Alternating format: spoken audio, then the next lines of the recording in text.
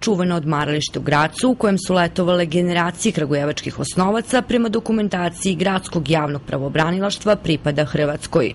Imovinom površine od oko hektari 25 ari, odnosno kompleksom 5 paviljona, raspolaže Hrvatski fond za privatizaciju.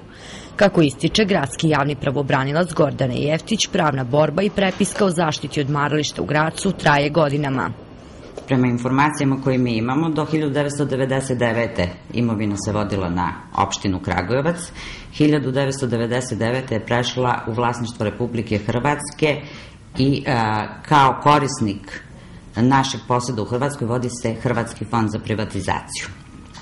Ovo pravobranilaštvo je upućivalo zahteve državnim organima koji su nadležni za sprovođenje aneksa G sporazuma o sukcesiji i dostavljalo podatke o imovini koja je bila vlasništvo grada Kragujevca. U Gradskom javnom pravobranilaštvu objašnjavaju da je ova imovina između ostalog predmet međudržavnog sporazuma Hrvatske i Srbije o sukcesiji koji još uvek nije zaključen. Kako su se menjale države, smenjivala su se i ministarstva zadužena za ovo pitanje. Od pre nekoliko godina za njega je nadležno Ministarstvo financija.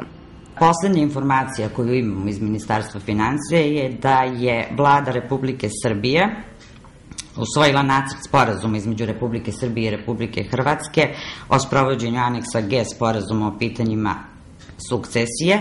Taj sporazum je dostavljen 31. decembra 2009. godine Republici Hrvatskoj, ali se ona još uvek o nacrtu tog sporazuma nije izjasnila. I to je ono što od podataka poseduje ovo pravobranilaštvo.